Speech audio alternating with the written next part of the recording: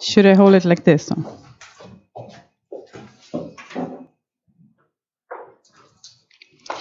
Welcome to SCI's internal research seminars. We are happy to have Nate Aden here from WRI. Nate Aden is a senior fellow with the World Resource Institute, Business Center, and the WRI Climate Program. He leads interdisciplinary research focused on industrial sector transformation. And beyond research, Nate also works with companies, industry associations, and other stakeholders to map and implement pathways to a competitive low-carbon economy. And Nate also moved to Stockholm from California, so we're happy to have you here, and likes to spend time outdoors with his 4-year-old son. So welcome, Nate. I'll let you introduce you. Great. Thank you, Ylva, and thanks to everyone at SCI for attending. You may have seen me around the halls, so I'm here usually 2 days a week, and very much appreciate SCI being a welcoming place and a long-term friend to WRI. So the organizations have worked together for many years. So today I'm just going to give a brief presentation, hopefully have a little bit of discussion afterwards, and I'll cover 3 topics. First, I'll just briefly introduce the World Resources Institute and explain a little bit about where WRI is now. And then I'll talk about the Climate Action Summit that's happening this weekend and some things that WRI and SCI are involved in. And then I'll describe the Science Based Targets Initiative and some of the work that I'm doing with that project. So that will be most of the presentation. So first, WRI was started back in the early 1980s. It's a global research organization. We have more than 1,000 staff now globally. It's grown very fast in the past several years. It was originally based in the US, and now we have offices, I think, in about 10 countries. Closest office to here is in the Netherlands, in The Hague. We also have one in London. So the point is to turn big ideas into action at the nexus of environment, economic opportunity, and human well-being. So it's quite close to SCI in the work that you do here. I'd say that WRI is a little bit less research-focused than SCI and more outcome-oriented and working with different stakeholders. The mission is to move human society in ways that protect Earth's environment and its capacity to provide for the needs and aspirations of current and future generations. So again, quite similar to SCI, but different sort of geographical scope and a little bit less research-oriented. So that's just a brief overview of WRI. Happy to answer more questions about WRI later. And within WRI, I am unusual in that I work with 3 different programs. I work with the climate program, our energy team, and our business center. And so they're all obviously overlapping, but they have different projects and objectives. Say WRI is a little bit unusual in the space in that we're not very advocacy oriented. And so we work with a lot of industry associations and different stakeholders, including companies. And so that's what I'll be talking about with the Science Based Targets Initiative. But before I talk about that, the UN Summit is happening. It's starting this Saturday, and it goes through next Thursday. So the official high-level plenary summit is on Monday, the 23rd, which is also the autumn equinox. And then it's followed by Climate Week in New York, where there are a lot of other activities that are happening. So the UN Secretary General has positioned this as a climate action summit, and the objectives are to raise national ambition in advance of the NDC revisions that are supposed to happen next year under the Paris Agreement, to prompt transformative changes, and to generate political momentum. So obviously, it's a time where there's a lot of divergence among countries in terms of where they're going with their NDCs and climate ambition. And so this summit is intended to sort of shore things up in advance of the COP that's happening in Chile later this year. And then next year is a big year for the Paris Agreement, as I said, with revision of NDCs. The Climate Action Summit has 9 tracks, as I think all of you know. I'm focused on the industry track and the finance track, and particularly there's Sweden is co-leading the industry track along with India, and there's a leadership group for industry transition that will be announced on Monday, and I think some SEI staff will be participating in those meetings as well. So that's an area where there's some collaboration, as well as finance with the Stockholm Sustainable Finance Center that SEI is hosting. So those are two of the things that are happening. The desired outcomes of the summit are public statements about enhancing NDCs. So there's a lot of chatter now about China maybe making a big announcement about increased ambition. Their NDC was pretty flexible in sort of peaking during the 2020s fairly late. And so there's a lot of thought that they could move that peaking date earlier. So there's hope for that, as well as other countries enhancing their NDCs. 2050 net zero targets are obviously already established here in the Nordic countries and in Scandinavia, but they're gradually gaining traction elsewhere as well. There was some disappointment over the summer when Japan announced their new long-term strategy, and it wasn't a hard net zero target by 2050. It was aspiring to net zero after 2050, as soon as possible after 2050. So a little bit more flexible, but this is sort of the growing momentum around net zero targets. Initiatives across multiple sectors, and from my perspective, establishing a process for developing subsector level 1.5 degree pathways. This is sort of the area that I work on, and it's an area that right now has a lot of interest from some companies and countries and organizations, but insufficient empirical foundation to really move forward on it. So the schedule of the summit is there's a global strike this Friday that's happening that will really help to orient people towards the summit. Greta from here in Sweden is in the U.S. to lead events in the U.S. There will be a youth summit on Saturday, as well as UN events with a non-youth track on Saturday. Then there's concurrent events on Sunday, and then Monday is the big plenary session where they do a lot of announcements and high-level attendance and representation. So that's just a brief overview of the summit. Now I'm really going to be focused on the Science-Based Targets Initiative, and that's what I'll spend most of the time talking about here. So the Science-Based Targets Initiative is a collaboration between WRI, where I work, CDP, the UN Global Compact, and WWF. Each of these organizations comes to the Science-Based Targets Initiative from a different perspective. WRI has been working with companies for many years because we developed the Greenhouse Gas Protocol with the World Business Council on Sustainable Development, WBCSD. And the Greenhouse Gas Protocol is what companies use generally globally to measure their greenhouse gas emissions. So we had a long stakeholder process to develop that protocol. And now companies have been coming to us and saying, okay, we already use the GHGP for our inventory. Can you give us guidance on setting targets to align with the Paris Agreement? And meanwhile, these other organizations were also getting these inquiries, so we decided to collaborate on this joint initiative, which we launched back in 2015. So yeah, I'm just going to run through the overview of the initiative, and then I'll talk about the target validation process and the criteria that we use to assess company targets, some of the sector and geographical developments of the initiative, a project that I'm leading to develop methods and guidance for financial institutions to set targets for their investment and lending portfolios, and then some resources for further information and discussion.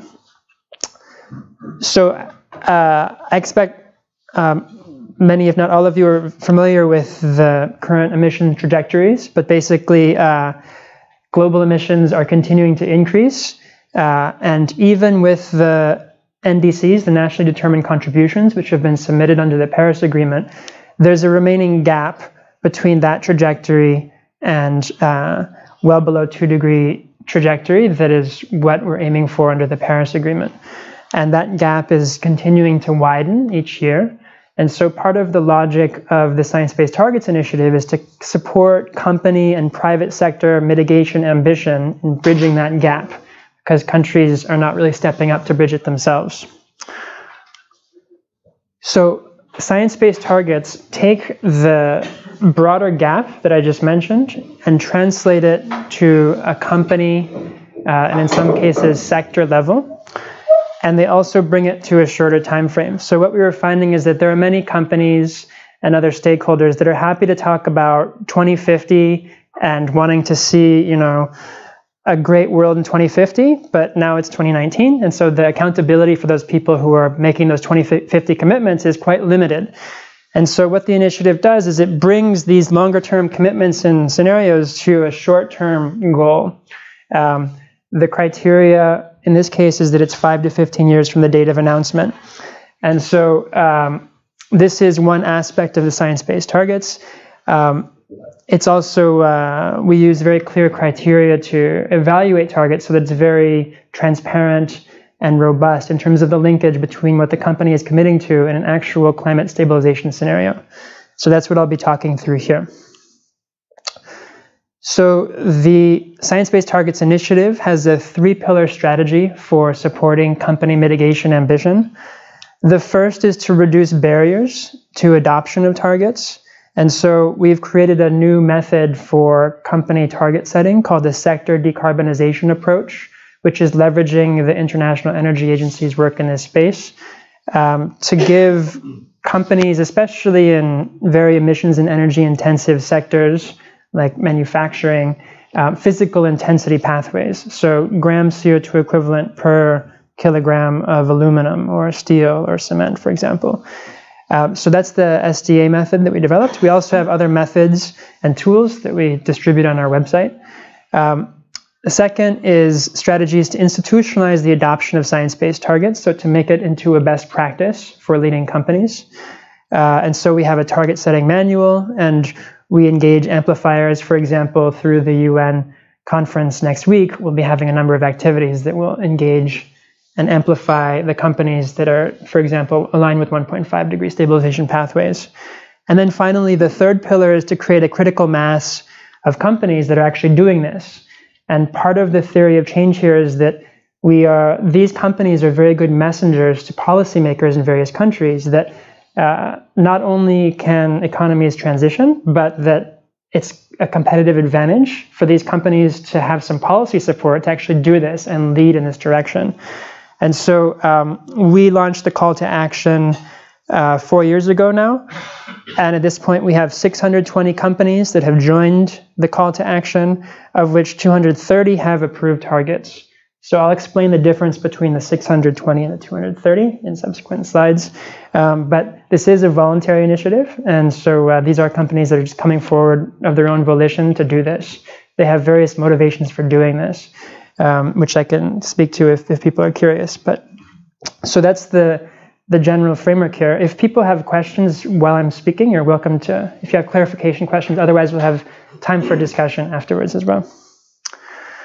So as I mentioned, we have a couple of theories of change here. One is the flow of information from companies to policymakers. Another is this idea of tipping points and critical mass. And so generally what happens within these different sectors is that, again, the companies have a strong voice, especially to other companies, to their peers that they're competing with, where once a company, a big established company, especially in a sector, sets a target, then their peers start to take notice, and there tends to be a snowball effect, where once you have a couple of companies in a sector, then the other ones need to jump on board, because otherwise it's seen that they're lagging. And so this initiative and this platform really takes advantage of those dynamics. So we're aiming to have 1,000 companies within the next year, and we're aiming to reach these tipping points in various sectors and geographies. So now on the difference between the 630 companies and the 230 companies, the 600 companies have publicly committed to setting a target. And so that's something that entails someone with authority from the company, either the CEO or Chief Sustainability Officer or whomever the company designates, to send a public letter to the initiative that says we are committing to set a science-based target. Then they're added to that list of more than 600 companies. When they do that, they lock into a process where they have 2 years to come up with a target to submit to the initiative for approval. And so that target development phase can be more or less difficult depending on the company and how much capacity they have in this space and whether they've set targets previously. And so we have a lot of guidance that we've developed for companies to develop targets. Then they submit the target for validation to the initiative. So that starts a process within the initiative where we do some screening. We have a target validation team. We have a technical working group in case it's a complicated target that has some new precedents or doesn't necessarily meet the criteria clearly. And then steering committee approval, and then it's published on the website. And all of the targets are public and described on the website transparently. So there are a few sort of technical components of targets in terms of the emissions pathway that they're linked with, the allocation approach, and the company profile. I'm not going to go into too much depth now, but I'm happy to circle back if people are curious. But what I'll say is that the previous threshold that the SBT initiative used for evaluating company targets was a minimum 2-degree level of ambition. And now we have increased that minimum ambition in response to last year's IPCC report to well below 2 degrees, so roughly 1.7 degrees. But then we're also this year recognizing those 230 companies with approved targets as to whether it's a 2-degree target, a well below 2-degree target, or a 1.5-degree target. And so there's some differentiation among those that we're doing and communication with the companies. This is obviously a voluntary initiative. It's not sort of a gotcha type of thing. And so we're communicating with the companies before we publicly announce the level of ambition that we have associated with their target. And there's often some back and forth where companies may have different expectations about what their target actually corresponds with. So that's an ongoing conversation. There are different approaches that we use for target setting. And so the 3 that I'll just summarize here are absolute emissions contraction. So this is the idea that all existing sources of greenhouse gas emissions in the global economy reduce in absolute terms in parallel between now and, let's say, 2030 or 2050. And that is very simple. It's very straightforward. As you can imagine, it has a lot of equity and distributive implications that are challenging, especially for growing economies and sectors or companies that are growing quickly in terms of growing demand. And so that approach is not required, but it's one of the options that we give to companies. We also have intensity approaches, whether physical or economic intensity. And we calibrate these approaches so that there's no loophole or easy way to reduce ambition, that they're all consistent in terms of the emissions outcome and linkage with emission stabilization scenarios. So there are 5 high-level criteria that we use to assess the targets. The first is that it covers all of the company's emissions.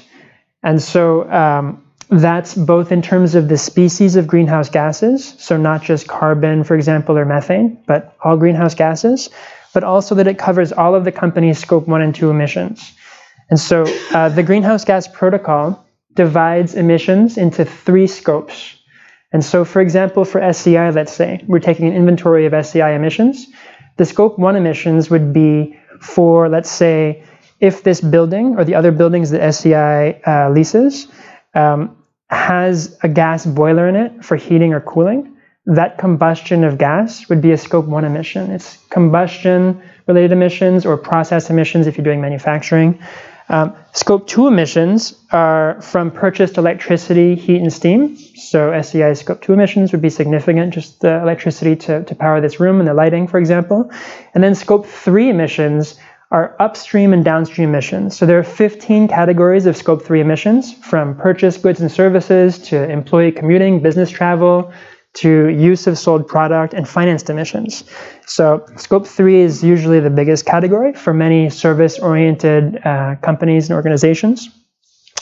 So this first criteria is saying that it has to include all scope 1 and 2 emissions and all greenhouse gases.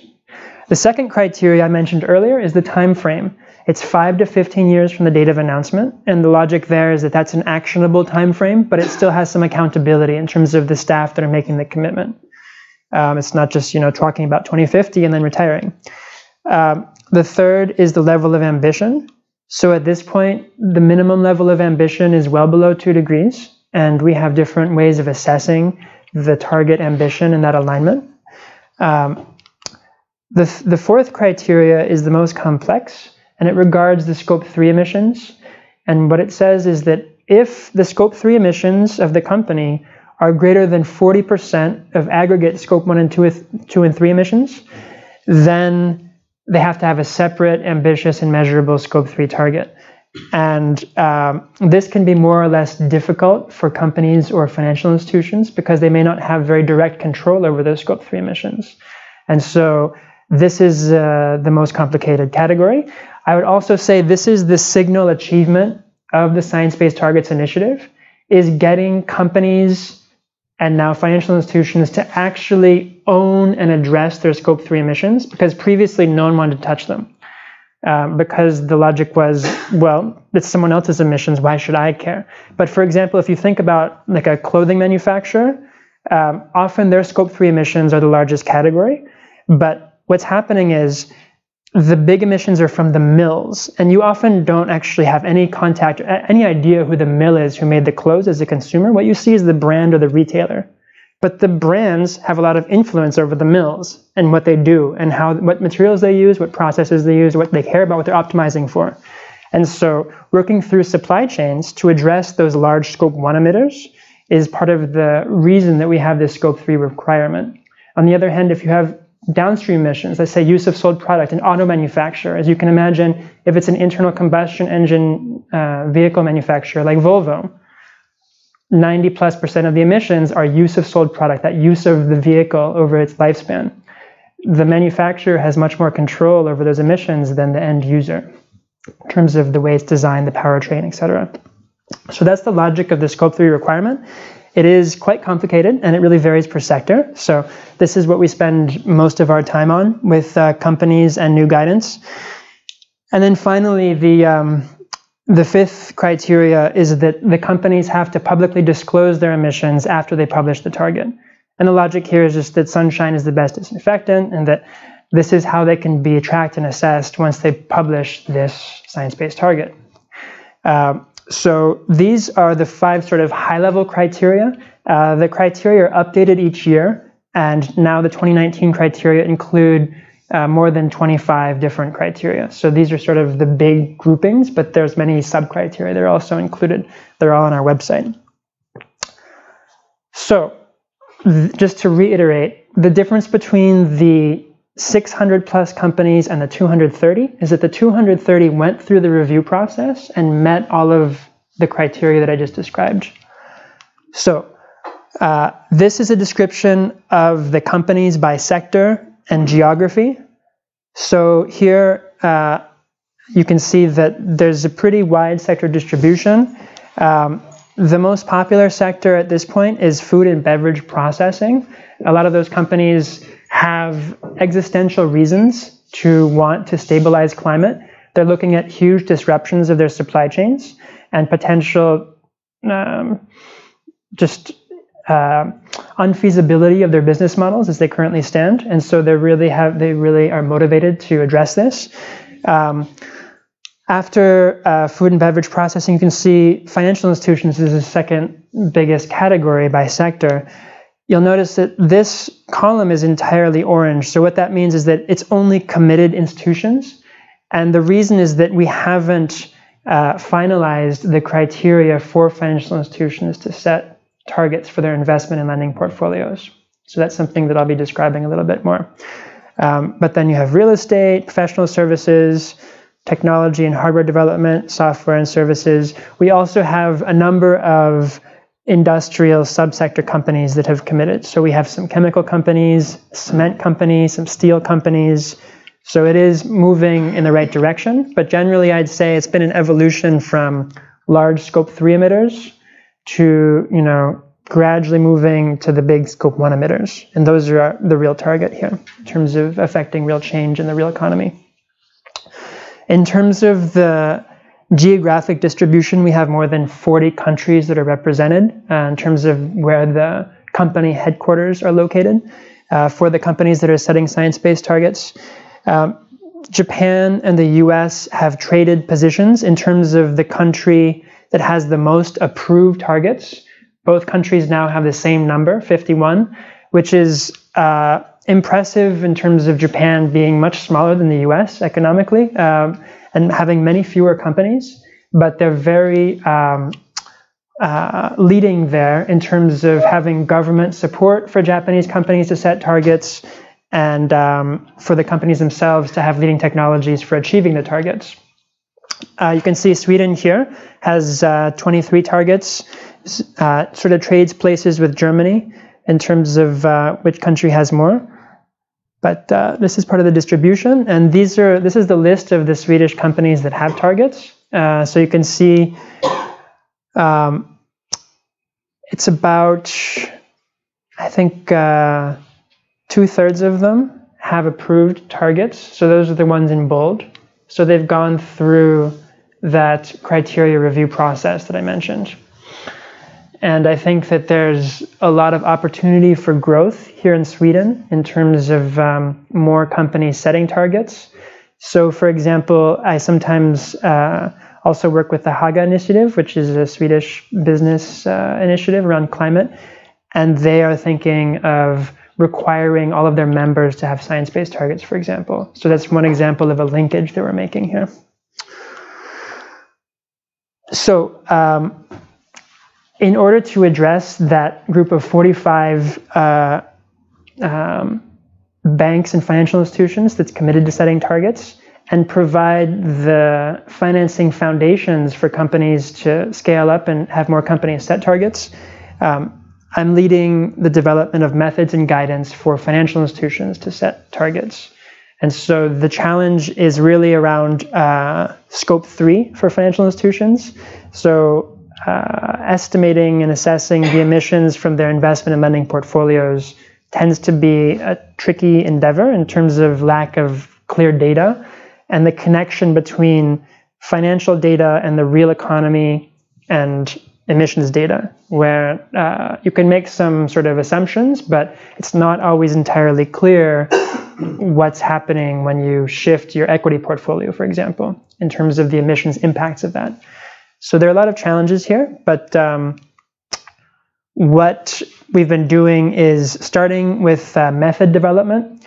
So we've developed 3 types of methods that we are road testing, that we've been road testing this summer. So the first is emissions-based methods.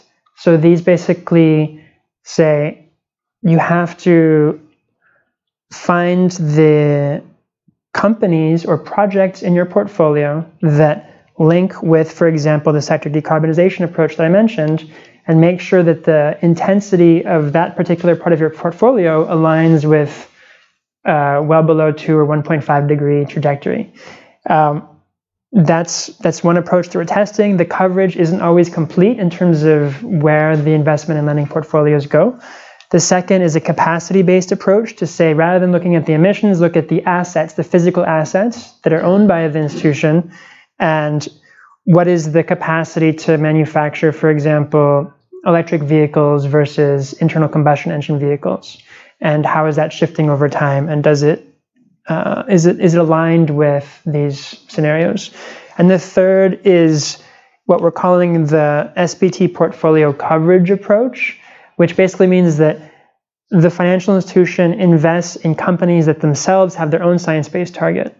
And so that their scope 3 emissions are covered by their investees having their own targets. And that's to ensure more of a clear connection with the real economy. We've been doing road testing throughout the summer, and we've had a good response. We have about 40 respondents, including a handful of financial institutions from here in Sweden. And now next week, we'll have a workshop as part of Climate Week in New York where many of these financial institutions will join. We've gotten lots of good feedback. And now the next step is that we'll be developing some criteria that are specific to the financial sector, and then some guidance for financial institutions to set targets. WRI will run the stakeholder engagement process for this. So basically, we reach out to financial institutions themselves as well as other stakeholders. We run the review process, and then we do convening to actually assess the validity of what we're developing to make sure that it will be used. Because the point here is to launch the framework early next year and to actually have some of those 45 financial institutions that have committed to setting targets have an approved target that again affects their peers and sort of works in a virtuous circle here. And so that's where we are now with the financial sector guidance. I'm not going to bore you guys with the details of the specific methods, but I'm happy to circle back if anyone wants to talk about particular asset classes or methods that we're using. But suffice to say, there are a few asset classes that we're focusing on as opposed to the entire portfolio at this point.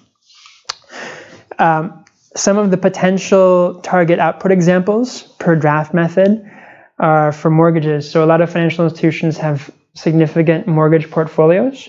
And so we're linking that with the greenhouse gas emissions per, that's a typo there, per square meter by a certain year. So it's a physical intensity per amount of space. Electric generation, it would be the intensity per kilowatt hour generated, and a reduction in that intensity. And then for the capacity, it's in terms of megawatts of electricity generation capacity. And then for the portfolio coverage, that's the one that's really new here because no one's had that type of target yet. And so we're thinking, if they have a 30% coverage of their portfolio by market capitalization or assets under management, that could be an effective type of target. But we're still assessing this because right now, even with the 600 companies that we have committed, it's still a drop in the bucket in terms of global number of companies. So it's hard for a lot of financial institutions to really hit high thresholds here. In terms of the process, this is where a lot of institutions are at this point, and then they're starting to do their materiality assessment of their emissions, looking at hotspot assessment, and then this is what we're informing in terms of the science-based targets that they would set for their particular asset class and how that would work. And then there are a number of separate initiatives that are oriented around action, and there's divestment campaigns, there's investee engagement, sector standards, etc. So all of the information that I mentioned here is available on our website. So we published a paper that's entitled Foundations of Science-Based Target Setting earlier this year, which explains the links between the criteria that we have and the different scenarios. For example, the IPCC information that was published last year and how we define a 1.5 versus well below 2 or 2 degree scenario. We also have an online target setting tool that is freely available through the website. The criteria, the full list of criteria, as well as sort of related recommendations, which aren't required, is available through the website. We update this each year, and so this is the current version. And then there's other resources that are available on the website, and it's just sciencebasedtargets.org if anyone's curious.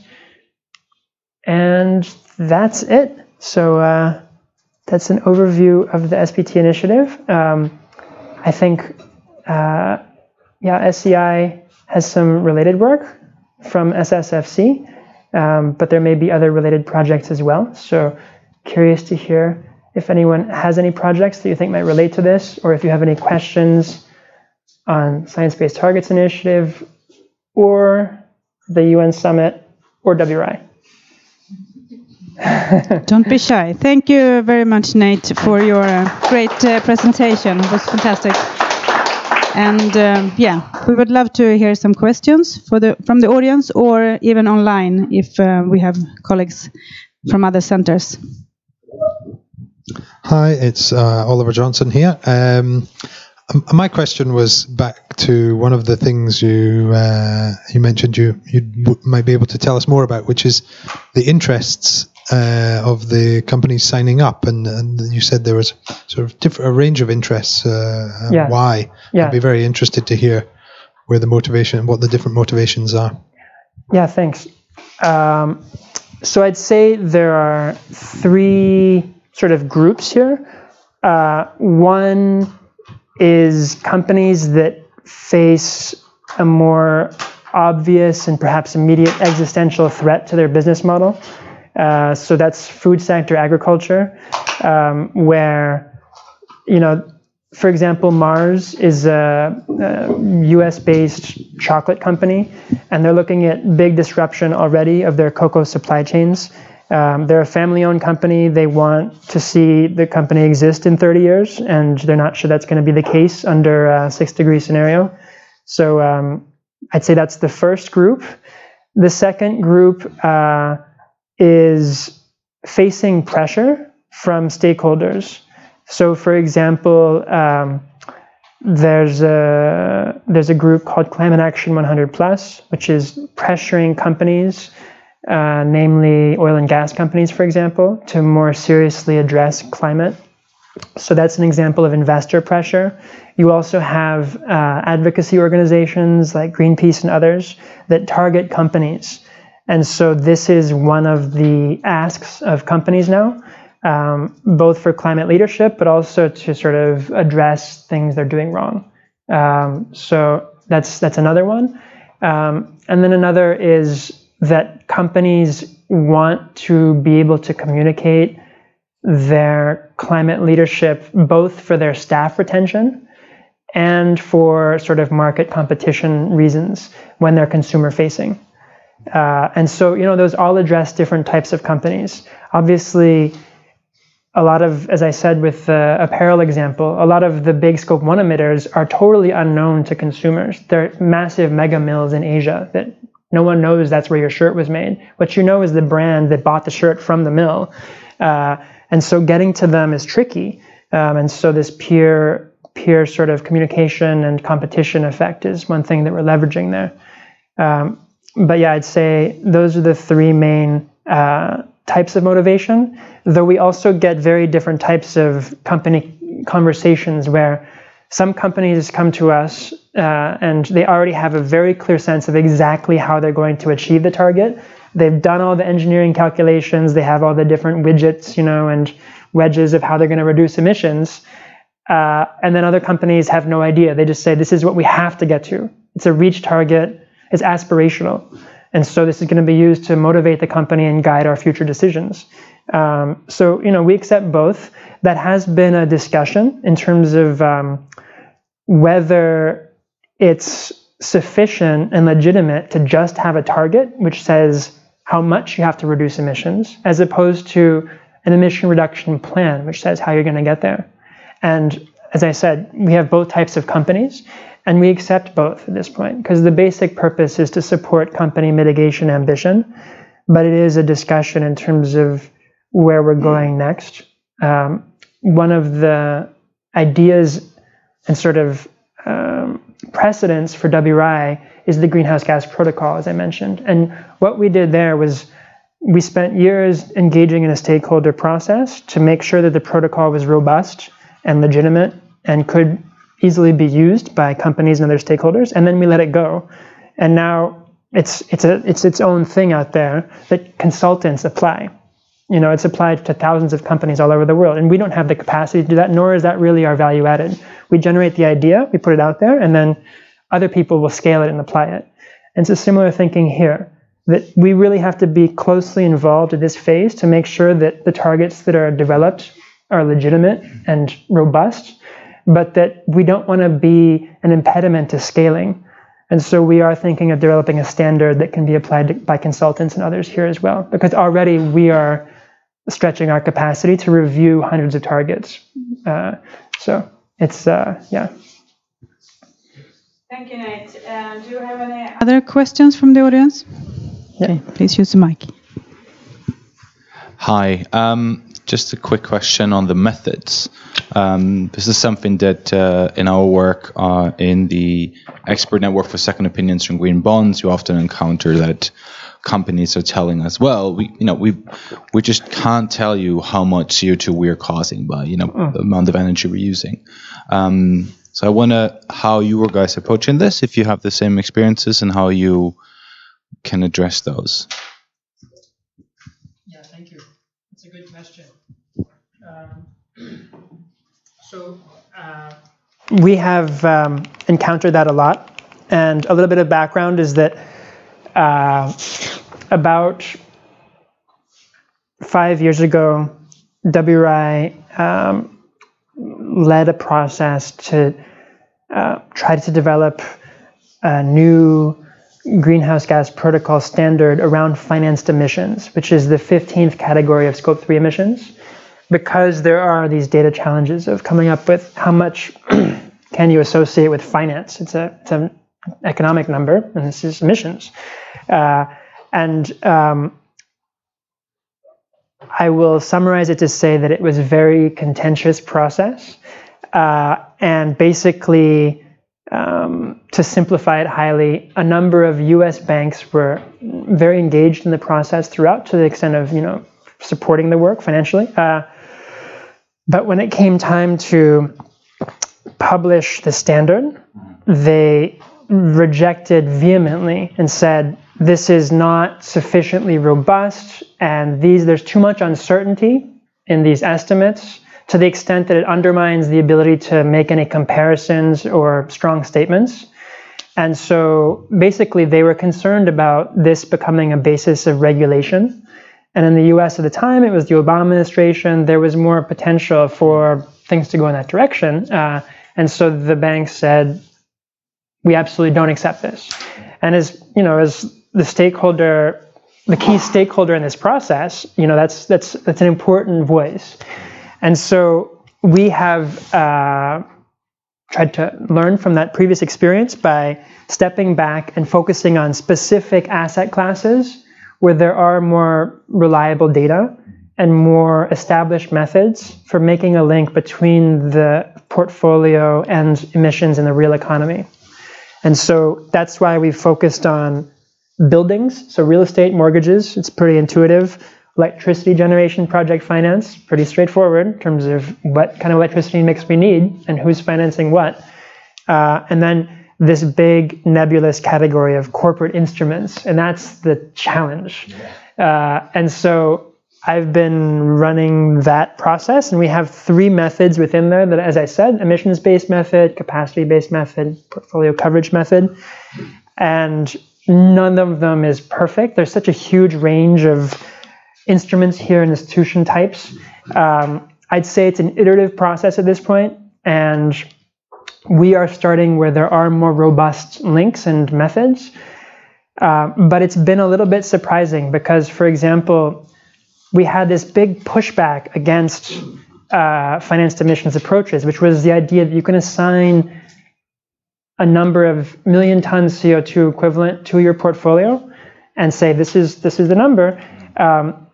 So we didn't include that in the road testing, but now we've had multiple financial institutions come to us and say, we want to take that approach. We like that approach.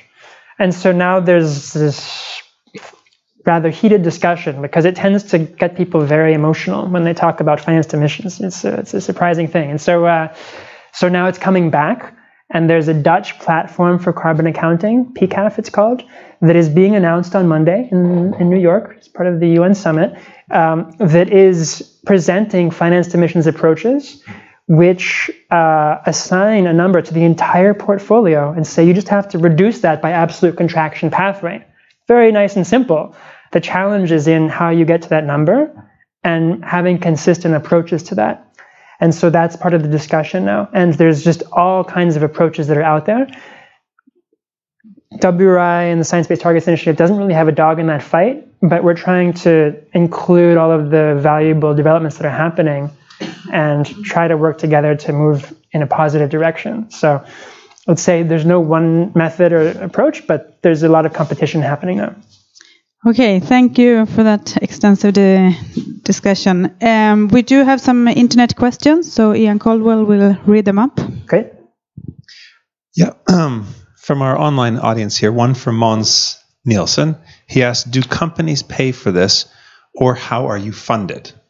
That's the first question from Mons. That's a very responsible question, yes. And then Charlie Heaps at our U.S. Center. Yes, he I know asks, Charlie. How does your Leap. method address equity concerns? For example, the idea that rich countries need to do more than poor countries. How does that translate down to targets for multinational companies? Good questions. Thank you, Mons and Charlie. First, for the easier question, Mons, the initiative actually benefits from funding from numerous sources, including SIDA and the Ministry of Foreign Affairs here in Sweden, that helped to get the SBT initiative off the ground. And it also works with We Mean Business, which is mentioned on some of the slides here, but I won't find them. And that was our funding model for the first few years. At this point now, the initiative has grown so much that we need more funding, and that initial funding is changing. And we were having, I think the bilateral funders were happy to see this take off. They support this type of work, but it's also a bit counterintuitive to have countries and foundations be supporting the wealthiest companies in the world with basically free labor from us. And so we have changed the business model so that now we are charging for the reviews.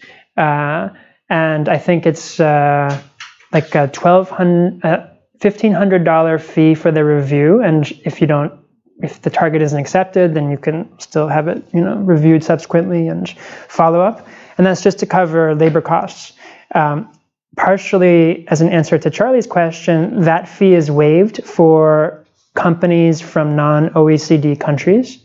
And that's a new target fee that's been introduced actually just this month or next month.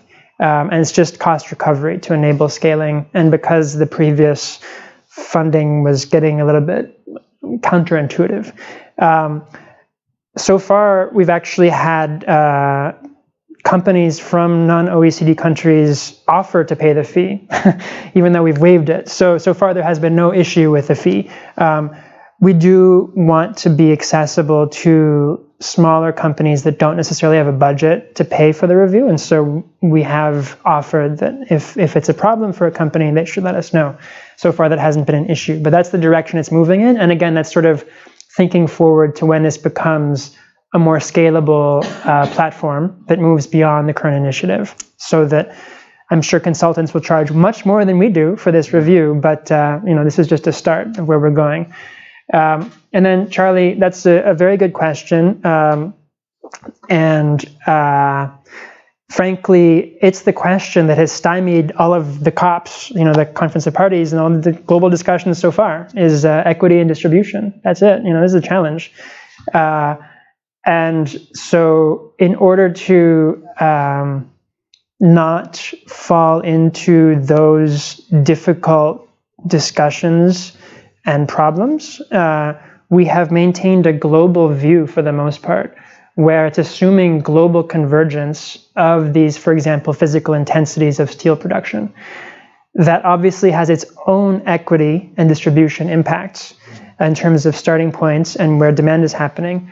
One of the ways that we attempt to address equity and distribution issues is through the physical intensity approaches, where because there's so little growth in OECD and Sweden, for example, of demand, that you actually have to reduce a lot because your denominator is so low. Whereas in China and India and elsewhere, there's such rapid growth, you're having new investment, new capital, it's a little bit easier to hit a lot of those targets because you've got just more space for change.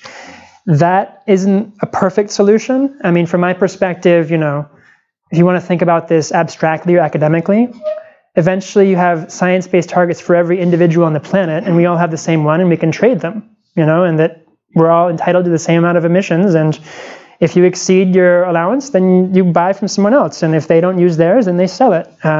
Obviously, we don't have that system now. Yeah, it's a long-term challenge for the initiative. At this point, the other way that we've tried to address it is by having a strong focus on countries outside of the OECD. And I'd say we've been successful in India, Japan's part of the OECD, and a little bit in South America, but that's where we're prioritizing more growth. China is its own unique, difficult area because companies there are very strongly oriented to the central government, which hasn't given any signal about this program. So of course, none of them is doing anything. But those are some of our thoughts for addressing the equity component, but it is a long-term challenge. Thank you, Nate. Do we have any other questions? Okay. Francis and then Aaron. Yes, thanks for the talk. I noticed the time limit the time range is 5 to 15 years.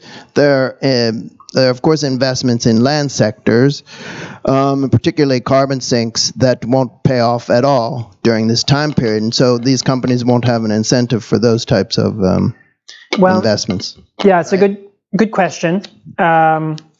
So the whole land use negative emissions area is one that we are investing in from WRI's side, actually, where we're developing. We got funding finally after looking for quite a while to develop a new greenhouse gas protocol for land use based emissions and negative emissions from land and forestry.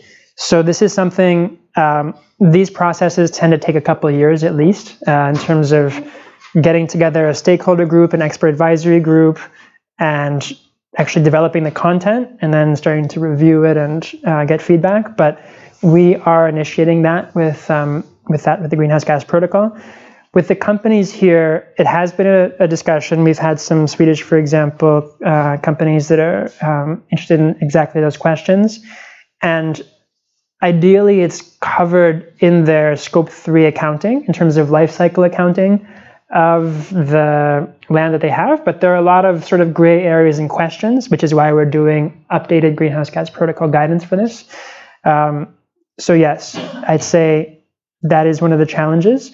The sort of lock-in effects and long-term time frame is one of the challenges of the initiative that we've tried to address where it's straightforward and there's a clear, robust link, but otherwise we're treading fairly carefully. So for example, oil and gas companies have come to the initiative and said, we want to set a science-based targets. Well, the role of gas is very complex. In the US, that's been the main reason that US emissions have dropped over the past 15 years, is that gas has supplanted coal. But, it still emits greenhouse gases. And so locking in gas for a long time doesn't make a lot of sense. And so it is a good question in terms of timeframes that we're looking at. The 5 to 15 years is sort of a compromise.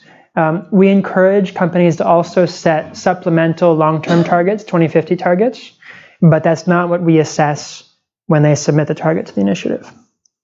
And again, it's mostly about accountability.